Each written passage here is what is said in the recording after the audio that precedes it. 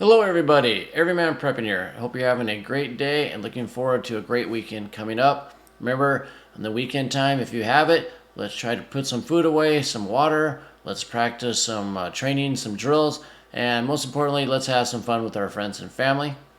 Now today I wanted to talk about food shortages, give an update on what's going on in the United States with food shortages. I believe that that's going to be getting worse and worse as the results come in from the harvest. I want to update you guys on what's happening.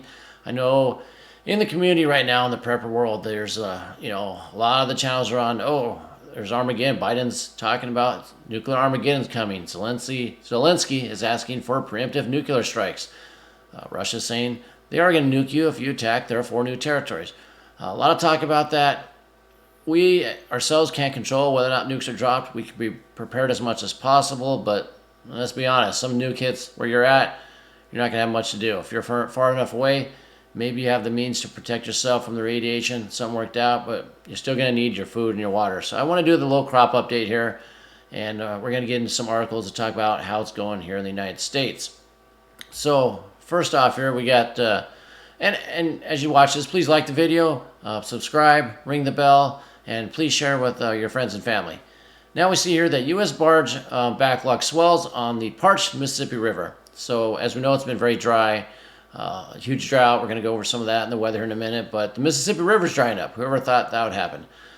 Is it going to dry up totally? No. But is it low enough where barges are having trouble? Yes. Halting. Most of the grain, the corn, the soybean that comes from the Midwest goes down to the ports in the South, go up and down the Mississippi River. And if you can't get it loaded down there, you're going to have trouble distributing it. So this says that commercial barge traffic on the southern stretches of the Mississippi River were at a standstill on Tuesday, and this came out October 4th. And they halted shipments because of this. The shipments of grain, fertilizer, and other commodities. Point out fertilizers here. Fertilizers go up from the Louisiana and the South, up north to the Midwest. They're going to start needing that fertilizer pretty soon because they're going to do the winter wheat planting and all the other overwintering crops. So they can't get that fertilizer. It's already super expensive, in short supply. If they can't sail it up the Mississippi to those farms, going to impact 2023, which I think is going to be pretty much off the chain in shortages in 2023. Let's continuing on. It says there are around 100 towboats hauling 1,600 barges that were lined up for miles, waiting to pass through a few spots near Lake Providence in Louisiana that were basically halted last week. And it says here that some 60% of the U.S. corn, soybean, and wheat exports exit through this waterway. Now, the Corps of Engineers the U.S. Army Corps of Engineers is dredging the river to try to open it up. But with drier weather and continue, no rain, too much in sight, will it do any good? Maybe for a little bit, but we need a lot of rain to fill that river. And finally, it says many U.S. Gulf exporters have pulled offers for corn and soybeans loaded in October and November, as it's unclear if they can source the grain, if they can get it down the river because it's stuck and won't travel, and it's threatening sluggish export sales. Well, so they're not putting the orders in because they know if they can get it, which means they'll have to break the contract and face penalties. Now, one way of thinking is, well, that's great. Instead of exporting it, we'll keep it here in the United States. I don't know if they'll do that. I don't know if it'll rot and go bad because it's stuck on these ships. It'd be great if we had more of it here because the shortages are coming. And the United States hasn't learned yet that we should probably halt a lot of exporting, keep that food here. Maybe this is blessing in disguise. Let's continue on though. And this is from Successful Farming. 321 million, almost 322 acres of crops are in the drought still. The drought is intensifying in the top growing states this week. So it's getting worse. It's harvesting, drought's getting worse. One thing the drought leads to sometimes is fire in the combines. Fires start, there goes your crop. So they're watching out for that. We're going to go through a few state maps here just to show you. This is Illinois, and over here on the right, you can pause the video and look. It tells you from last week, 3 months ago, start of the year, how the drought has progressed. Illinois is not doing too bad, actually. Although the D0, the yellow, has increased from last week. You can see that that's the percent of the state that's in that condition, from 25 to 37. Moving on to Texas, a lot of red. The more red, the worse. You can see the chart. Yellow is the start of the drought. As it progresses here to deep red, that's extreme, exceptional drought. And Texas, most of Texas is in the drought. Most of these numbers here have increased from last week. Even the red and the dark red have both increased, so the drought is worsening in Texas. Minnesota, same thing. You got some deep reds there in the south, and as you can see from the last week numbers, they've increased the size of their drought as well. Wisconsin, not doing too bad. They've stayed pretty steady in some of their numbers. They're up in some of the lowest drought areas, and this yellow area really increased. The D0, which is abnormally dry, that went from 25% to 40%, so that's a pretty good, increase there. And move on to Iowa. Iowa, much of the state is in some form of drought, and it's all increasing. Not as much.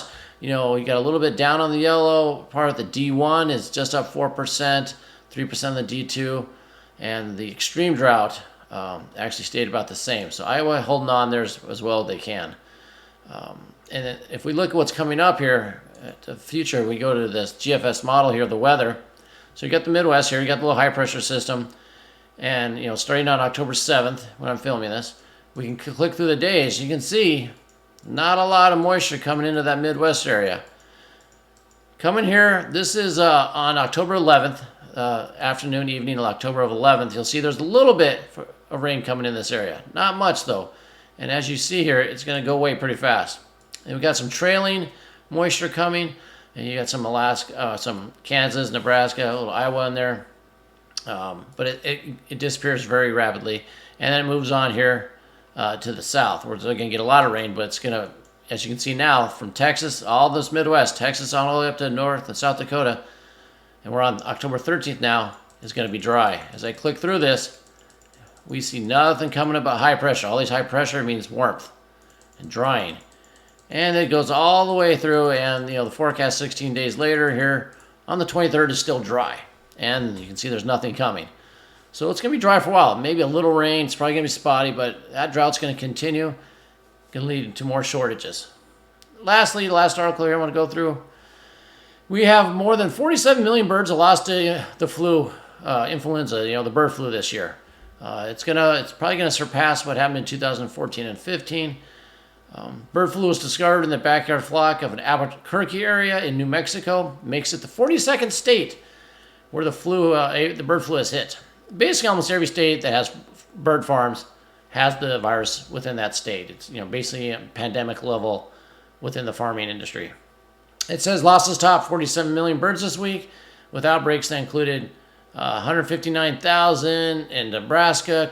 California had 3 outbreaks, big outbreaks. A turkey farm, then an egg farm with 43,000 hens had to be put down, and then Monterey County, about 12,000 ducks had to be taken out. So, like I said, there was 50 million chickens and turkeys that died in 2014 and 15. I imagine we're going to eclipse that. I'm sure there's not a lot of reporting that's going on because, as we know now, as farmers know now, when they report influenza flu, they make them kill everything, the whole farm. So there might be some underreporting going on because they'll probably try to handle it themselves and clear those birds out all they need to and keep the rest of the flock producing and growing. This, of course, will increase chicken prices, turkey prices, and of course we know egg prices are already, astronomical at this point. So with those 3 articles, we've got your drought, your transportation supply issues, and the bird flu still raging strong in this country. So what do you do with this information? Well, what I did just recently, I put another order in for rice, wheat berries, hard red winter wheat, hard white winter wheat, those 2 items. And I just put, some bulk orders of that in so I can store more food away. That's what I got from reading this, is we need to store more. So that's what I did. You might want to do the same thing. If you have suggestions for other people of places to go, what to buy, what you're storing, put it in the comments below. But at this time, with what's going on in the crazy world and what we see here in these reports, let's keep stocking that food. It's only going to get more expensive. The Fed's going to pivot, like I said before. It's going to happen. Is it going to happen November, December? Don't know, but it'll happen. Everything will hyperinflate, and you think food's expensive now. It's going to be more expensive later, a lot more. So just do that. Enjoy your weekend coming up, and until next time, keep your ear to the ground and head on a swivel.